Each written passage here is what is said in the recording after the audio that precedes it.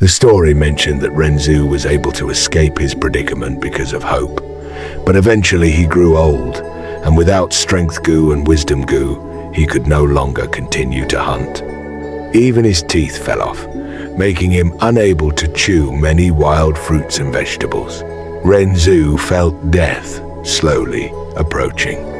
At this time, the Hope Goo said to him, "Human, you must not die. If you die, your heart will be lost, and I will lose my only place of residence." Ren Zu was helpless. "Who wishes to die? But if the heavens and earth want me dead, I have no choice." The Hope Goo said, "There's always hope in everything. As long as you can catch a longevity goo, you will be able to increase your lifespan." Ren Zu had heard of the existence of the longevity goo long ago, but he waved his hand helplessly. When the longevity goo stays still, nobody can detect it, and when it flies, it is faster than light. "How can I possibly catch it? It's too hard." The Hope Goo then told Ren Zu a secret. "Human, don't give up hope no matter what. Let me tell you, on the northwest corner of this continent, there is a huge mountain. On the mountain there is a cave, and in that cave there is a pair of round and square goo worms.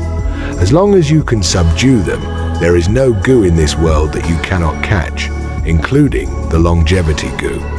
Ren Zu had no choice. This was his last remaining hope. He braved all difficulties and finally found the mountain. He then risked his life and ventured through countless dangers to ascend the mountain.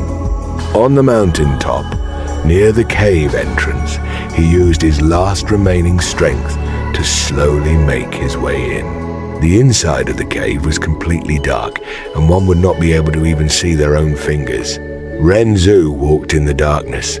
Sometimes he would bump into things not knowing what they were. This caused himself to get injured and wounded all over. At times he felt that this dark cave was huge beyond words, as if this was a world of its own. He felt as if he was the only person in the area. He spent a lot of time, but he could not walk out of the darkness. Not to mention subduing the two goo worms. Just when he was at a loss about what to do, two voices spoke to him from the darkness. One voice said, "Human, you're here to catch us. Go back, for even if you had the strength goo, it would be impossible." The other said, "Human, go back. We will not take your life. Even if you had the wisdom goo to help you, you may not be able to find us." Ren Zu laid exhausted on the ground, panting.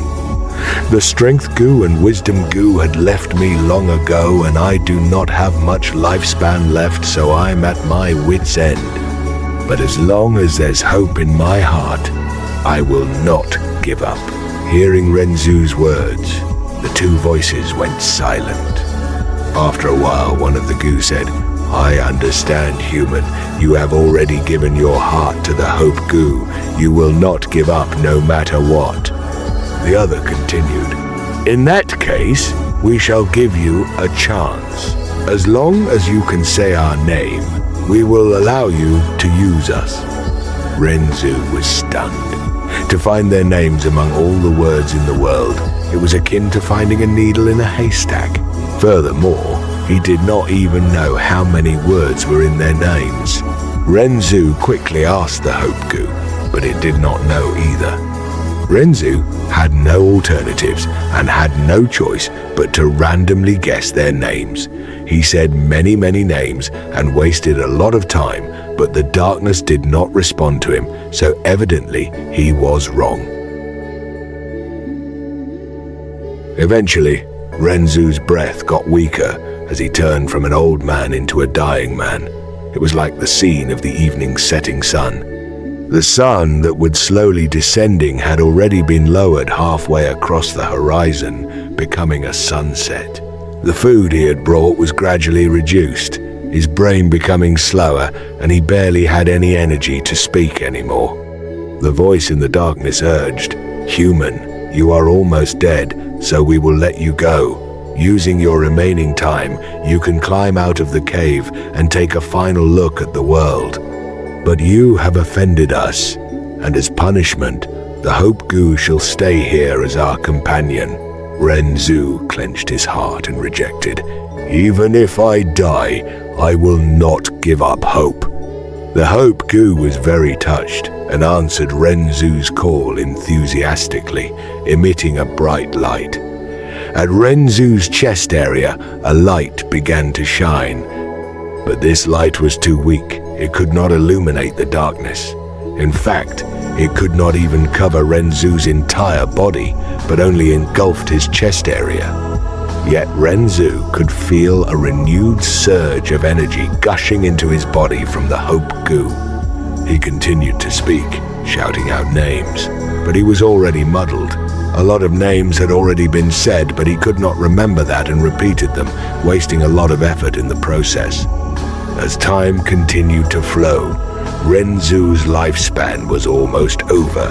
Finally, when he was on his final day, he said out the word regulation. A sigh came from the darkness as a voice spoke.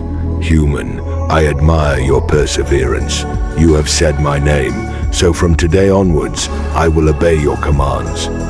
But only with my brother can I aid you in capturing all the goo in the world. Otherwise, with my ability alone, it is impossible. Thus, you should give up. You're almost dead. You might as well use this chance to take a final look at the world." Ren Zu was determined and shook his head. He made use of all his time to continue saying out names as he tried to guess the other goo worm's name.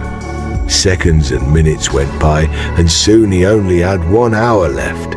But at this time, he unknowingly said the word rule. Immediately, the darkness dissipated. The two goos appeared before him. As the Hope Goo had said, one was cubic, called regulations. The other was spherical, called rules. Together, they made up rules and regulations. The two goos said together, "No matter who it is, as long as they know our names, we will listen to them. Human, since you know our names already, we will be at your service. But you must remember, it is important to not let others know of our names. The more people that know our names, the more people we have to obey them. Now that you are the first to subdue us, tell us your request." Ren Zu was overjoyed. "Then I order you both, go and catch me a longevity goo." The rules goo and regulations goo worked together and captured an 80-year longevity goo. Ren Zu was already 100 years old, but after consuming this goo, the wrinkles on his face vanished and his frail limbs became muscular again. A vibrant aura of youth oozed from him.